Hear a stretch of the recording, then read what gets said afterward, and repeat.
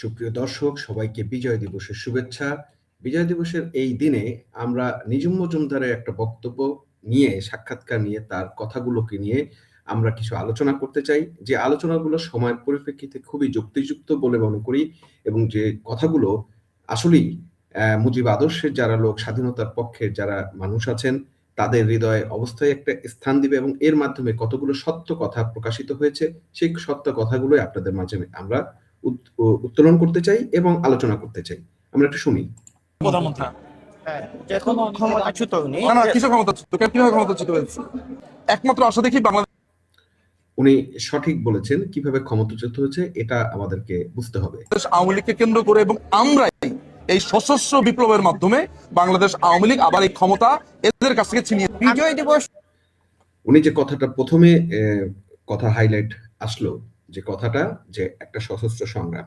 হ্যাঁ দর্শক, 5ই আগস্টের পর থেকে এই কথাটা আমি বারবার বলছি, ওনার কাছে আমার এই জায়গাতে আইডিওলজিটা মিল, যে এই বাংলাদেশে 5ই আগস্টের আগে এবং জুলাইয়ের সময় যে ঘটনাটা ঘটেছে, সেই ঘটনার পরিপ্রেক্ষিতে বাংলাদেশ, আমি মনে করি যে স্বাধীনতা বিরোধীদের কাছে বাংলাদেশ আবার পরাজিত হয়ে একটা কক্ষিগত জায়গায় আসছে এবং সেই পুরানো শকুনিরা বাংলাদেশের পতাকা খামচে ধরেছে এবং যে পরিস্থিতিতে এবং যে অবস্থায় বাংলাদেশকে নিয়ে গিয়েছে, সেখান থেকে বাংলাদেশকে ফিরে আসার জন্য আরেকটা মুক্তিযুদ্ধ, আরেকটা সশস্ত্র সংগ্রাম দরকার হবে এবং সেটা ছাড়া বাংলাদেশের মুক্তি হবে না। সেটা আমি 5ই আগস্টের পর থেকে একাধিকবার, শতবার, হাজারবার বলেছি। সেই কথাটাই উনি বলেছেন, যে কারণে ওনার এই পারসেপশনটা এবং এই ডিক্লারেশনটা আমার কাছে খুবই পছন্দ হয় এবং আমি মনে করি এটা বাংলাদেশ আওয়ামী লীগের এই মুহূর্তে সবচেয়ে সঠিক পথ হবে। আমরা একটু শুনি। জাতীয় সঙ্গীত নিয়ে বাংলাদেশে যে দোয়াচল সৃষ্টি হয়েছে এ প্রসঙ্গে আপনি কি মতামত? আশা কেউই তৈরি করে নাই। বাংলাদেশের কতিপয় রাজাকার যারা আছে, শাবক, জামাত শিবির এবং মৌলবাদী চক্র ছাড়া এই ধোঁয়াশা আমার মনে হয় না কেউ তৈরি করেছে। নাম্বার ওয়ান, ইয়েস, এই গোষ্ঠীটা এক ধরনের কনফিউশন তৈরি করেছে। উনি যথার্থই বলেছেন। এই জাতীয় সঙ্গীত নিয়ে আসলে ধোঁয়াশা, এই জামাত ইসলাম, এই যে রাজাকার পুত্র আজমি, সে প্রথমেই এই কথাটা বলেছে, বলার চেষ্টা করেছে, আরে বেটা, জাতীয় সঙ্গীত কি তোর বাপে অর্জন করেছিল? রাজাকারের পুত্র এই যে আজমি, আজমিকে প্রশ্ন করি যে এই বাংলাদেশের স্বাধীনতা তোর বাপে অর্জন করছিল? তোর বাপ তো এটার বিরুদ্ধে ছিল। রাজাকারের শিরোমণি গোলাম আজম, তোর বাপ, সে তো এটার বিরুদ্ধে ছিল। তোর কি অধিকার আছে বাংলাদেশের জাতীয় সঙ্গীত কি হবে না হবে সেটা বলার? তোর কি অধিকার আছে? তোর তো কোনো অধিকারই নেই। শুনি আমরা আর একটু। এখানে তারা ধর্মকে টেনে এনেছে। জাতীয় সঙ্গীতের কথা বলা হচ্ছে যে রবীন্দ্রনাথ ঠাকুর বাংলাদেশী না, কখনো তার জাতপাত নিয়ে কথা বলছে, কখনো তার ধর্ম নিয়ে কথা বলছে। কিন্তু রবীন্দ্রনাথ ঠাকুর আমাদের শুধু জাতীয়, আমাদের খুবই যথার্থ কথা। একমাত্র রবীন্দ্রনাথ ঠাকুর একজন হিন্দু বলে আজকে এই রাজাকার শাবকের বাচ্চারা, এই যারা ধর্মের দোহাই দিয়ে এই দেশটাকে খোবলা করে খেতে চাচ্ছে, এই দেশটাকে ধ্বংস করতে চাচ্ছে, এই দেশটাকে পাকিস্তানপন্থী বানাতে চাচ্ছে, এই দেশটাকে পাকিস্তানের মধ্যে একটা নৈরাজ্যের বাংলাদেশ বানাতে চাচ্ছে, এই তাদের মাঝে এই ধর্ম নিয়ে বিভেদ সৃষ্টি করার পায়তারা থাকে এবং স্বাভাবিকভাবেই এই জামাত শিবির এবং এই যে রাজাকার পুত্র আজমি, তাদের চিন্তা চেতনায় এই জিনিসগুলো কাজ করে বলে। সবচেয়ে বড় প্রশ্ন যদি করি, এই রাজাকার শাবকরা, তোরা যদি 10 পুরুষ আগে যাস, দেখবি তোর বাপেরাও হিন্দু ছিল, সেখান থেকে মুসলিম হয়েছে। সুতরাং আর ইসলামের একটা কথা আছে, হিন্দু মুসলিম বড় কথা না, বড় কথা হচ্ছে যে একটা দেশের নাগরিক ধর্ম দিয়ে পরিচিত হবে না, একটা দেশের নাগরিক পরিচিত হবে তার নাগরিকত্ব দিয়ে। সুতরাং সে কিভাবে এই দেশের নাগরিক, বা সে কি এই দেশের কিছু কন্ট্রিবিউশন রেখেছে। আর রবীন্দ্রনাথ ঠাকুর বিশ্বকবি এবং সে বাংলাদেশের একজন কবি, ভারতের একজন কবি। সে একসময়, সে যখন জন্মগ্রহণ করেছে তখন এটা ভারতবর্ষ ছিল। সুতরাং এই ভারত বাংলাদেশ সবই কিন্তু একটা জায়গাতেই তারা ছিল। সুতরাং সে আমাদের জাতীয়, সে আমাদের একজন বরেণ্য কবি হিসেবে তার উক্তি, তার পংক্তি আমরা দেশের চেতনার কাছে নিতে পারি। এইটা তুই বলার কে? তোরা তো ধর্মের ভিত্তিতে বাংলাদেশটাকে বিভাজন করার চেষ্টা করেছিস, বৈষম্য করার চেষ্টা করছিস, বঙ্গবন্ধু তো করেনি। শুনি আমি ওনার প্রত্যেকটা কথাই আমাদেরকে আসলে আরো বলতে হবে বিস্তারিত, কারণ হচ্ছে উনি যতগুলো কথা বলেছেন আমি মনে করি এটাই বাংলাদেশের কথা। এই বাংলারই না, পুরো বাঙালির কবি এবং বিশ্বকবি। এবং আজকে এই দেশটা স্বাধীন হওয়ার অনেক আগে থেকেই বঙ্গবন্ধু কিন্তু বলছে যে এই জাতীয় সঙ্গীতটা তার এই গানের এই 10টি চরণ নিয়েই হবে, এবং এটা অনেক আগে থেকেই বলা। দর্শক, আরেকটা জিনিস উল্লেখ করি, এই বঙ্গবন্ধু কিন্তু স্বাধীনতার পরে দেশে 10ই জানুয়ারি দেশে ফিরে আসার পরে রবীন্দ্রনাথ থেকে উল্লেখ করে বলছিলেন যে কবিগুরু যে কথা বলেছিলেন 7 কোটি বাঙালি হে বঙ্গজননী রেখেছো বাঙালি করে মানুষ করনি, উনি কিন্তু সেটাকে রেকর্ড করে এই স্বাধীনতায় বাংলাদেশের মানুষের যে অবদান সেইটাকে স্বীকার করে কত উচ্চ মাত্রায় উনি নিয়ে গিয়েছিল, যে কবিগুরুর সেই কথাকে ভুল প্রমাণিত করে বাংলাদেশকে স্বাধীন করেছে বাংলাদেশের মানুষ, সেই কথাটা উনি উল্লেখ করে কিন্তু বলেছিলেন যে রবিগুরুর কথা আজকে ভুল প্রমাণিত হবে। কিন্তু বঙ্গবন্ধু আবেগী লোক ছিল, তিনি হয়তো জানতেন না যে এই বাংলাদেশে এখনো অনেকগুলো কালপ্রিট রয়ে গেছে জামাত শিবিরের মতো, যারা এই বাংলাদেশটাকে যখন সারা জীবন আজকে 54 বছর ধরেও এই বাংলাদেশকে পরাজিত করার জন্য যুদ্ধ চালিয়ে গেছে সেই গোলাম আজমের সাবেকরা। শুনি ওনার কথাগুলো, বাকি কথাগুলো। এবং বাংলাদেশ রাষ্ট্র তৈরি করার আগে এগুলো নিয়ে কথাবার্তা হয়েছে। আরেকটা ওই যে আপনার মুক্তিযুদ্ধের সময় তারা চেয়েছিল, খন্দকার মোশতাক সহ চেয়েছিল একটা ফেডারেশন করার জন্য, ওই একই ধান্দার মধ্যে আছে। তো দুদিন আগে বিএনপির ভারপ্রাপ্ত চেয়ারম্যান তারেক রহমান দেশবাসীকে আহ্বান জানিয়েছেন যাতে মুক্তিযুদ্ধের বিপক্ষে শক্তিকে ভোট না দেওয়া হয়। এই বিষয়টিকে আপনি কিভাবে মূল্যায়ন করছেন? একটা লোক হাস্যকর ব্যাপার, প্রশ্ন উত্তর, তবু উনি চমৎকার ভাবে বলছেন। আমরা ওনার কথাটা শুনি, তারপর আমরা আবার এটা নিয়ে কথা বলবো। বা একটা পার্টি দিনের পর দিন রাজাকারের শাবকদেরকে পরিচর্যা করলো, গাছের গোড়াতে পানি দিল, তাদেরকে ফুলে ফেপে একাকার করলো, তাদেরকে মন্ত্রী বানালো, বাংলাদেশের পতাকা এই রাজাকারের বাচ্চাদের গাড়িতে লাগানোর পরে বলছে যে এই ফ্রাঙ্কেস্টাইনটা কোত্থেকে এলো। দেখেন, উনি যে কথাটা বলেছে, এই আইডিওলজিটা আমি ব্যক্তিগতভাবে ধারণ করি। আমি সবসময় বলতাম, আমার যখন বুঝ হয়েছে তখন থেকে, ইউনিভার্সিটিতে পড়া থেকে, আমি যখন এই রাজাকার শাবকদের ইতিহাস সম্পর্কে আমি পড়েছি, জেনেছি, এবং বিএনপির হিস্ট্রিটা আমি পড়েছি, অ্যানালাইসিস করেছি, আমার কাছে পুরোপুরি স্পষ্ট একটা জিনিস আমি বলতাম যে এই বাংলাদেশে দুইটা দল যদি আমি বলি, একটা আওয়ামী লীগ যার আইডিওলজি আছে এবং মুক্তিযুদ্ধের পক্ষে তারা কমিটমেন্ট আছে, আরেকটা দল যেটা জামাত, যার একটা আইডিওলজি আছে, তারা পাকিস্তানপন্থী এবং এই বাংলাদেশের বিরোধী তারা, এবং তারা একটা সিস্টেম মেনে চলে। কিন্তু বিএনপি এমন একটা দল যার কোনো আইডিওলজি নেই, এবং তারা বাংলাদেশের এমন আইডিওলজি বিহীন যে লোকগুলো আছে এবং ধান্দাবাজ যে লোকগুলো আছে তাদেরকে নিয়ে রাজনৈতিক দল গঠন করে এবং চলছিল। এবং সবচেয়ে বড় কথা হচ্ছে, এই বাংলাদেশকে জামাতকে প্রতিষ্ঠা 75-এ বঙ্গবন্ধু পরবর্তীতে জিয়াউর রহমান যখন ক্ষমতায় আসে, এই গোলাম আজমকে মায়ের অসুস্থতা বলে পাকিস্তানের পাসপোর্ট নিয়ে এসে বাংলাদেশে এসেছে, এবং জামাত ইসলামকে, অন্যান্য যারা আছে যাদের 23 জনের নাগরিকত্ব বাতিল করা হয়েছিল বঙ্গবন্ধুর আমলে বিচারের সময় আইসিটি মামলা করে, এবং তাদের নাগরিকত্ব ফিরিয়ে দেওয়ার তারা প্রজ্ঞাপন জারি করে, এবং সেই প্রজ্ঞাপন জারি করার পরে তারা স্বরাষ্ট্র মন্ত্রণালয় আবেদন করার মাধ্যমে এক এক করে রাজাকার শাবকরা, এই রাজাকারের বাচ্চারা, মতিউর রহমান নিজামী হতে মুজাহিদ হতে শুরু করে এই রাজাকারের বাচ্চারা কিন্তু এক এক করে বাংলাদেশে নাগরিকত্ব নিয়ে আবার আসা শুরু করছে। সুতরাং এই বাংলাদেশে বিএনপি জামাতের জন্ম, আবার পুনর্জন্ম, এবং বাংলাদেশ জামাতকে পুনঃপ্রতিষ্ঠা করার জন্য সম্পূর্ণভাবে বিএনপি দেয়। বিএনপি যদি আজকে ধরে এই 54 বছর ধরে জামাতকে প্রতিষ্ঠা না করতো এবং জামাতকে যদি সবসময় স্বাধীনতা বিরোধী জায়গায় রেখে বাংলাদেশের মুক্তিযুদ্ধের যে বিষয়টাকে, সেই বিষয়টাকে সঠিকভাবে তারা ওন করতো, বঙ্গবন্ধুকে বঙ্গবন্ধু স্বীকৃতি দিয়ে, জিয়াউর রহমানকে জিয়াউর রহমানের জায়গাটা নিয়ে আজকে যদি একটা ঐক্যবদ্ধ মুক্তিযুদ্ধের ইতিহাসটাকে একটা ঐক্যবদ্ধ ইতিহাস করে নিয়ে বাংলাদেশটাকে আগাতো, তাহলে কিন্তু আজকের এই বাংলাদেশ আমাদেরকে দেখতে হতো না। এবং এই বাংলাদেশ যে আজকে এখনো বিভাজনের বাংলাদেশ রয়ে গেছে, বৈষম্যের বাংলাদেশ রয়ে গেছে, এটার জন্য একমাত্র দায়ী হচ্ছে বিএনপি। তারপরও উনি যে কথাটা বলেছে, যদি তারেক রহমান সত্যিকার অর্থে এটা উপলব্ধি করে, সেটা উপলব্ধি করার কথা না, কারণ তারেক রহমানের বক্তব্য, ভাষা এখনো কিন্তু বঙ্গবন্ধুকে অসম্মান করে, তার মা অসম্মান করে গেছে 15ই আগস্ট জন্মদিন পালন করে, সেও অসম্মান করে কথা বলেছে।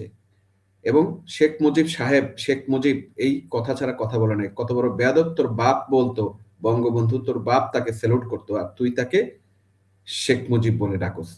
তারপরও নিজুম মজুমদার কথাটা বলেছে অত্যন্ত যুক্তিসঙ্গত, যদি সে রিয়েলাইজ করে আসলে মানুষ ভুল করতে পারে, পাপ করতে পারে, কিন্তু তার যদি উপলব্ধি হয়, সত্যিকার উপলব্ধি হয়, তখন সে আসলে তাকে আসলে ছাড় দেওয়া যায়। শুনিয়ে ওনার কথাটা। সো এই প্রথম দিকে এটা একটা কৌতুক। অ্যাপার্ট ফ্রম দিস সমালোচনা, আমি সবসময় মনে করি বেটার লেট দেন নেভার।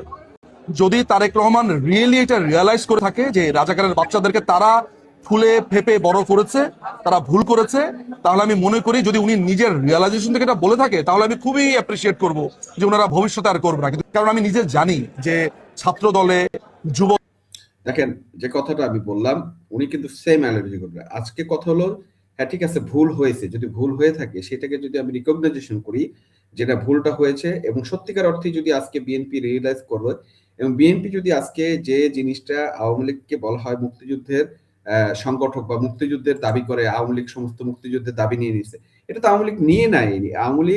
আওয়ামী লীগের কথা বলতেছে। আজকের অবস্থায় দেখেন মুক্তিযুদ্ধকে কে একমাত্র ধারণ করতেছে, একমাত্র আওয়ামী লীগ। বিএনপি কিন্তু সেই জায়গাটা নিতে পারে নাই। বিএনপি যদি মুক্তিযুদ্ধের পক্ষে দাঁড়াতো, বিএনপি যদি আজকে এই মুক্তিযুদ্ধে বিভিন্ন জায়গায় অপমান অপদস্থ করা হয়েছে, স্বাধীনতার বিরুদ্ধে নিয়ে কথা বলা হয়েছে গত 16 মাস ধরে, বিএনপি যদি এই প্রত্যেকটা জায়গাতে অপোজ করতো, প্রোটেস্ট করতো, তাহলে আজকে বাংলাদেশের মানুষ কিন্তু এই রিয়েলাইজেশনটা হইতো যে বিএনপিও স্বাধীনতার পক্ষের একটা দল।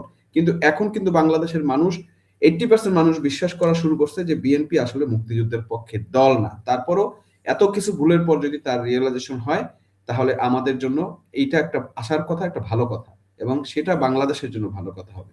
শুনি ওনার বাকি কথাগুলো। শেষ পর্যন্ত বাংলাদেশ আওয়ামী লীগকেই হতে হয় ভাই। বাংলাদেশ আওয়ামী লীগকে নিয়ে সমালোচনা হতে পারে, বাংলাদেশ আওয়ামী লীগকে নিয়ে কথা হতে পারে, মুক্তিযুদ্ধ তো সবার সবার হওয়ার কথা ছিল।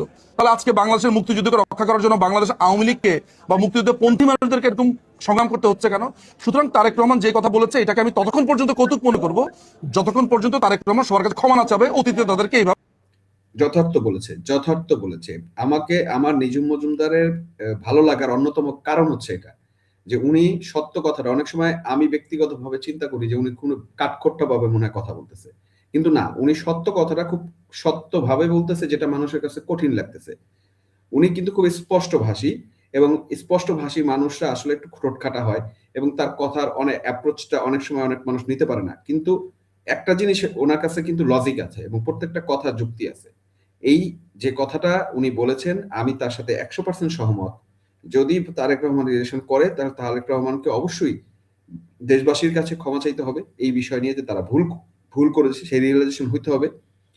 দেন অবশ্যই মুক্তিযুদ্ধের পক্ষে লোক, কারণ মুক্তিযুদ্ধের পক্ষের লোক মানুষ, মুক্তিযোদ্ধারা গত 16 মাস ধরে যে পীড়নের মধ্যে আছে, যে মনোকষ্টের মধ্যে আছে, যে মানসিক যন্ত্রণার ভিতরে আছে, এর প্রত্যেকটা আহা তারেক রহমানের উপরে পড়তে বাধ্য।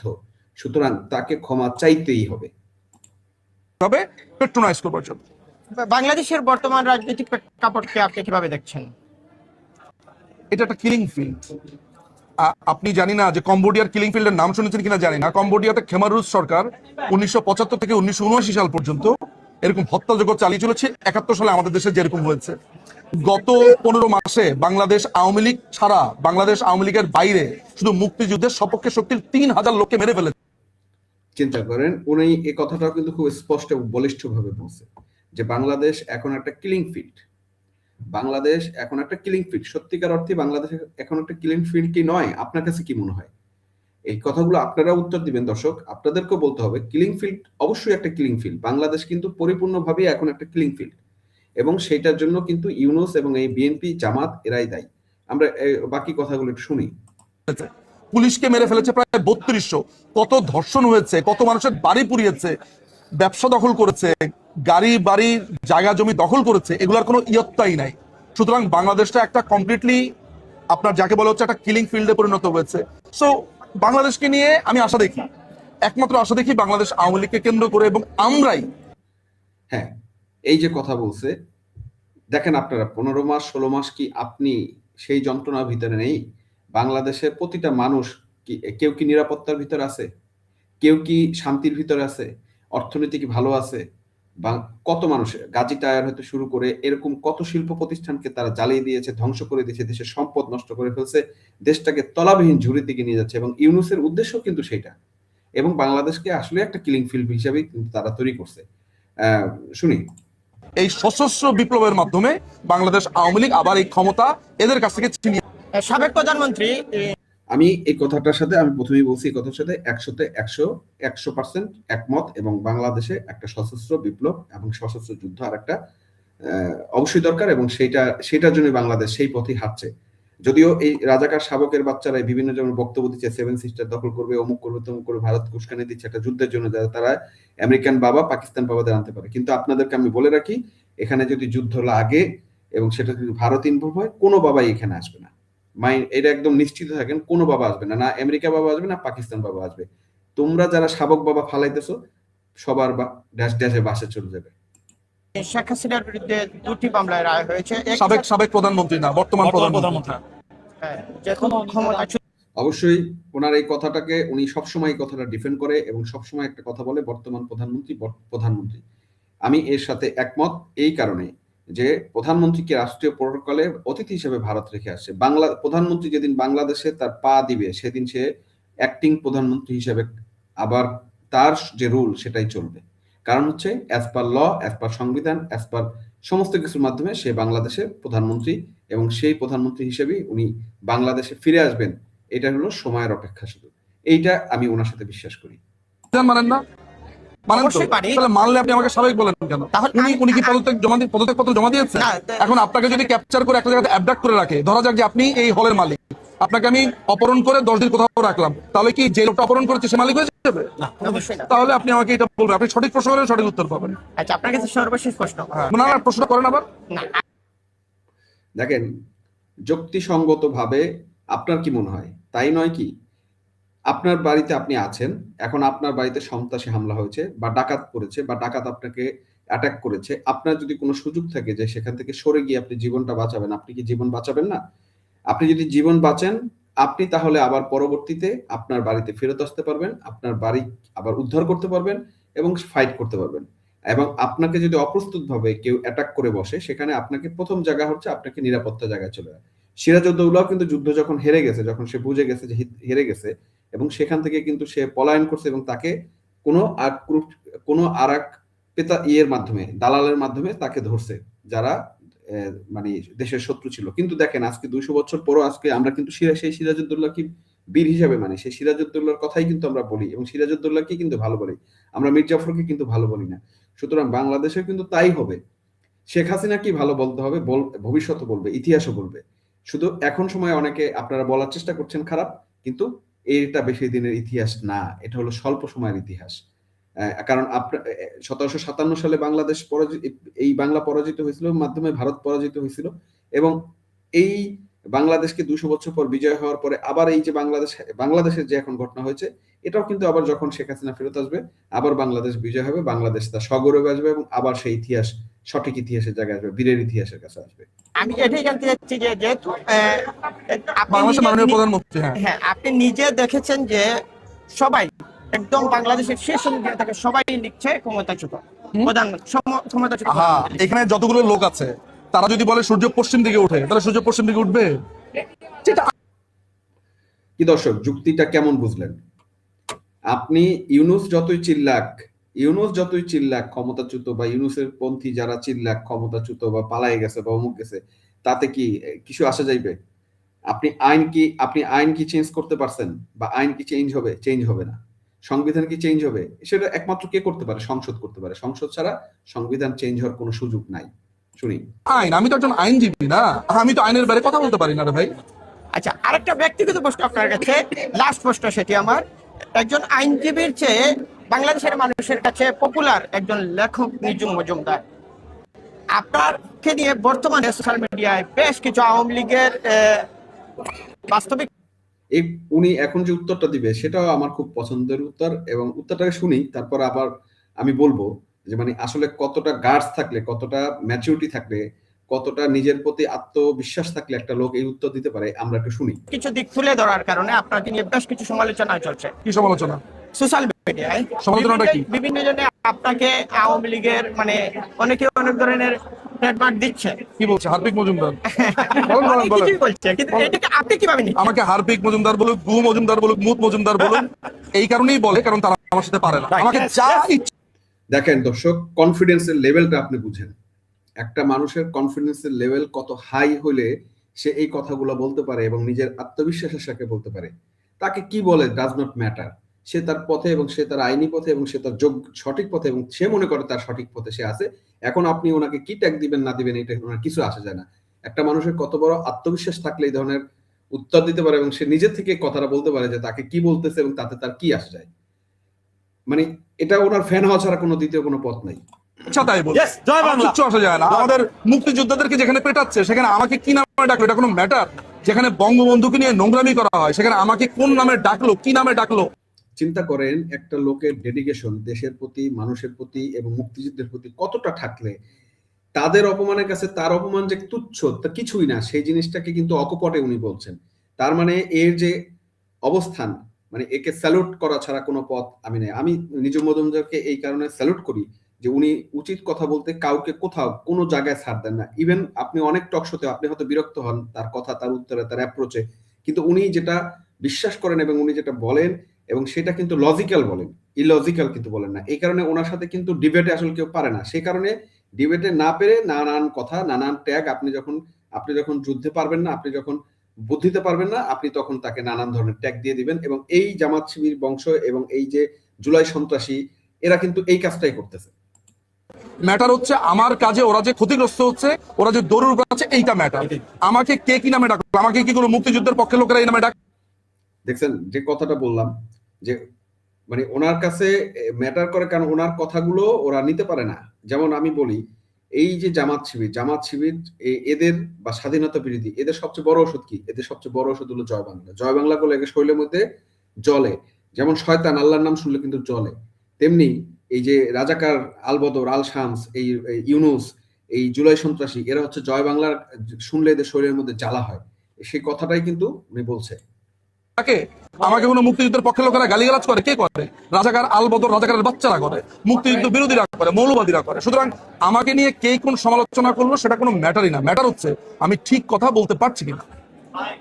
দেখেন তার জায়গার আত্মবিশ্বাসটা আবার দেখেন, মানে আমি ঠিক জায়গায়, সে যে ঠিক যা বলছে এবং সে সেটা জানে, সে যে লজিক্যাল বলছে সেটা জানে, সে যে যুক্তিযুক্ত বলছে সেটা জানে।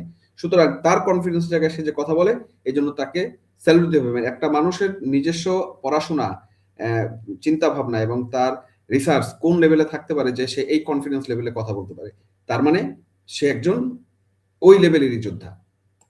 সর্বশেষ প্রশ্ন, ধানমন্ডি 32 নিয়ে কিছু বলি। কি বলবো? ধানমন্ডি 32-এর যে বর্তমান সিচুয়েশন তৈরি হয়েছে, এই যে পুরনো যে সংরক্ষিত জিনিসগুলো, সেগুলো কি আওয়ামী লীগ ভবিষ্যতে ক্ষমতা গেলে ফিরিয়ে আনা সম্ভব? ওয়েল, অনেকের কাছে এই এই এই বাসার অনেক জিনিসপত্র আছে আমার জানা মতে, কিন্তু আমার ব্যক্তিগতভাবে অভিমত হচ্ছে এটা একটা খুব গুরুত্বপূর্ণ প্রশ্ন। দর্শক ওনার এই প্রশ্নের উত্তরটা খুব মনোযোগ সহকারে শুনবেন। আমার ওনার এই উত্তরটা খুব ভালো লাগছে এবং আমি মনে করি এটা হওয়া উচিত তীর্থস্থান এবং বাংলাদেশের জন্মের আতুরঘর 32 নম্বর।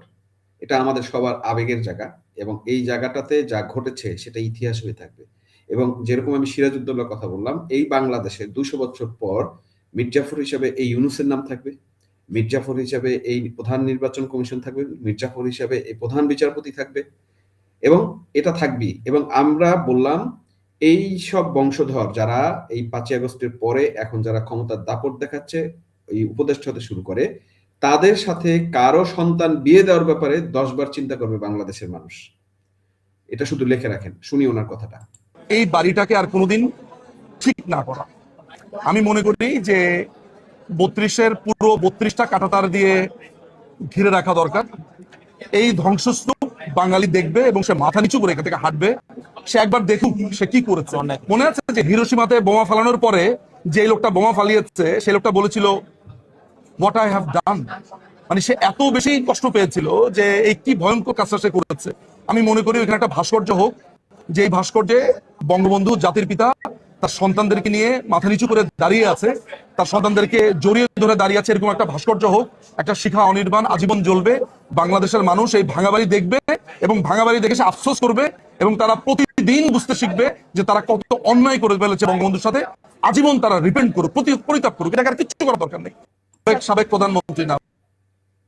দর্শক শুনলেন ওনার বক্তব্যটা, এই সাক্ষাৎকারটা আসলে আমার এত ভালো লাগছে যে এইটা নিয়ে আসলে আপনাদের সামনে আমি কথা বলতে চাইছি। এবং কত সত্যিকার অর্থে কি বাস্তবতার সহিত কথা বলছে উনি এবং কতটা যুক্তিসঙ্গত ভাবে আবেগের জায়গা থেকে এই বাংলাদেশকে কতটা সম্মান করে, এই বঙ্গবন্ধুকে কতটা সম্মান করে, মুক্তিযোদ্ধাদের কতটা সম্মান করে, এটাই বাংলাদেশের নাগরিকের হওয়ার কথা, এটাই একজন মুক্তিযুদ্ধের পক্ষের শক্তির হওয়ার কথা। এবং সেটা উনি বলে এবং খুব সাবলীল ভাবে বলে। ওনার চিন্তা চেতনার প্রত্যেকটা জিনিসকে আমি স্যালুট করি এবং আমি সম্মান করি। এই সেই জায়গা থেকে আমি বলার চেষ্টা করছি। অবশ্যই বঙ্গবন্ধুর বাড়ির ব্যাপারে উনি যেটা বলছে আমি ওনার সাথে সহমত এবং আমিও মনে করি এরকম একটা ভাস্কর্য থাকা উচিত। এবং বঙ্গবন্ধুর বাড়িটা এই 32 নম্বর আসলে বাংলাদেশের মানুষের জন্য বাংলাদেশে যারা যারা হিপোক্রেট অন্তত মানুষ আছে এই বাংলাদেশে, যারা আমরা 5ই আগস্টের পরে যখন 32 ভাঙে আমরা যারা বাধা হয়ে দাঁড়াতে পারি নাই, আমরা যারা প্রতিরোধ করতে পারি নাই, এটা আমাদের জন্য এত বড় লজ্জার। সেই লজ্জাটা আমাদের প্রতিদিন দেখা উচিত, প্রতিবার দেখা উচিত, প্রতি মাসে দেখা উচিত, এবং দেখে নিজেকে লজ্জিত হওয়া উচিত এবং নিজের শক্তি অর্জন করা উচিত, যাতে ভবিষ্যতের এই বাংলাদেশে এই রাজাকার স্বাধীনতা বিরোধীরা কখনো যাতে মাথা চারা না দিয়ে পারে। আমাদের সেই প্রতিজ্ঞাই হোক দৃঢ় প্রতিজ্ঞা, এবং নিজুম মজুমদারের এই বক্তব্য এবং এই সাহস এবং এই যুক্তি এবং লজিক এবং তার এই আত্মবিশ্বাসকে সম্মান জানিয়ে আজকের মতো এখানে শেষ করছি। দেখা হবে পরবর্তী কোনো ভিডিওতে। ভালো থাকবেন ততক্ষণ।